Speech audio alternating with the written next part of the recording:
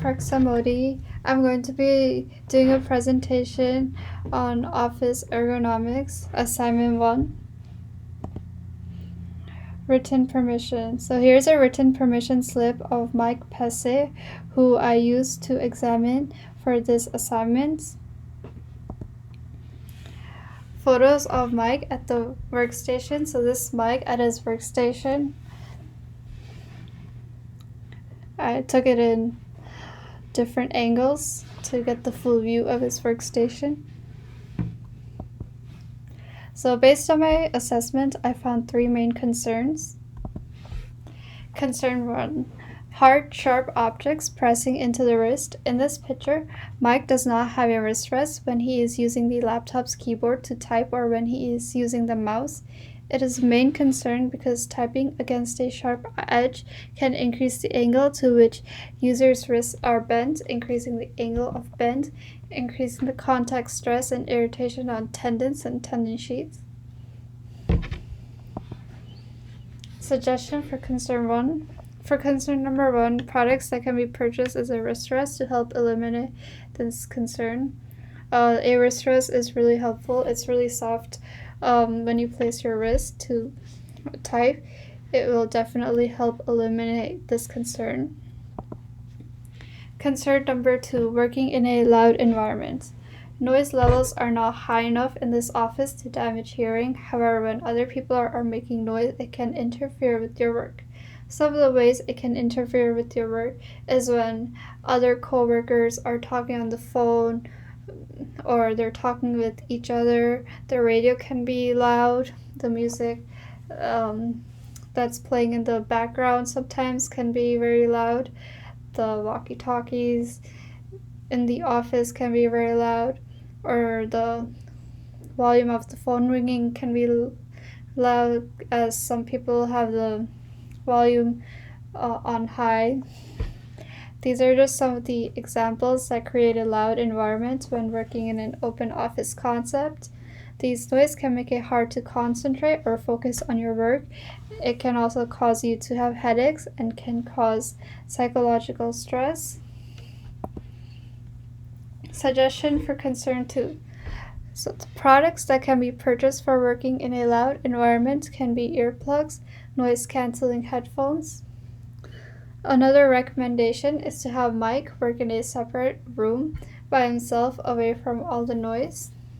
Another recommendation, if it is even possible, would be to separate the offices into 2 sections, where one of the section can be used for work that can be done quietly and independently, and the other section can be used for work that requires noise. Concern 3. Document holder is not provided.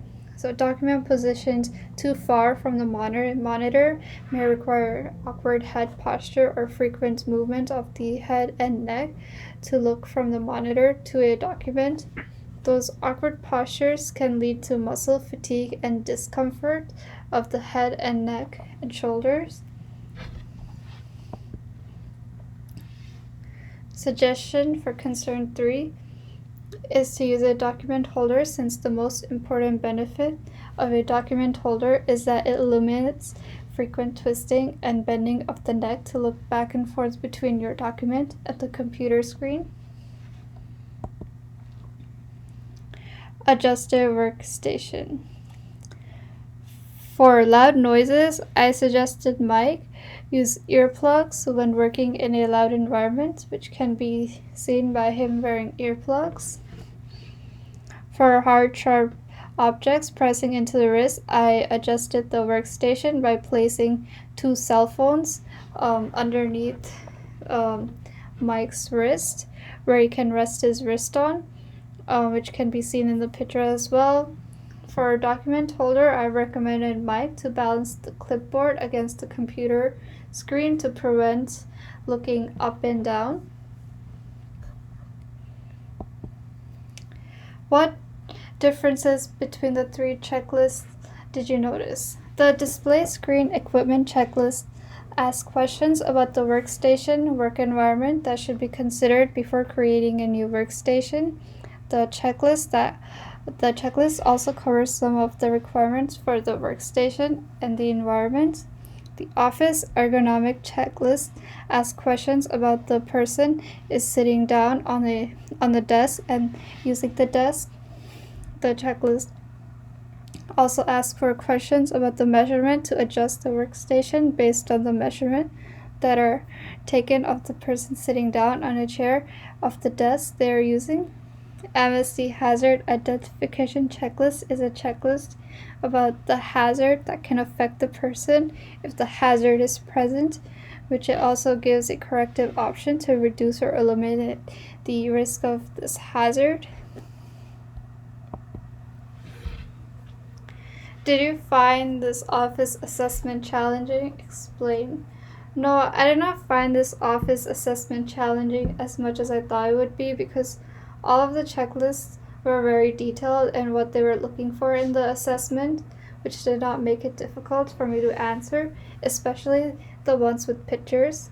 When the hazard was present, it was not difficulty to know what type of solution I would need in order to fix it. However, finding an item to adjust the hazard was difficult since it was random item that had to be used to fix the hazard instead of purchasing the item that can be used to fix this hazard.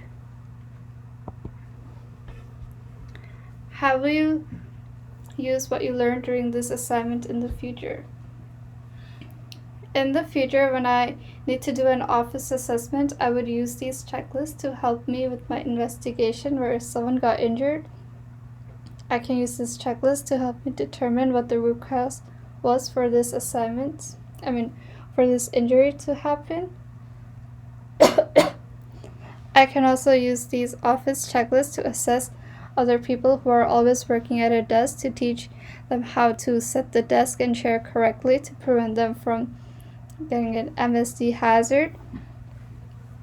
I can also use this assignment on myself to prevent myself from getting an MSD hazard and to use the desk and the chair correctly. These are the references that I used to create this assignment. Okay, that is all for now. Thank you for watching my presentation.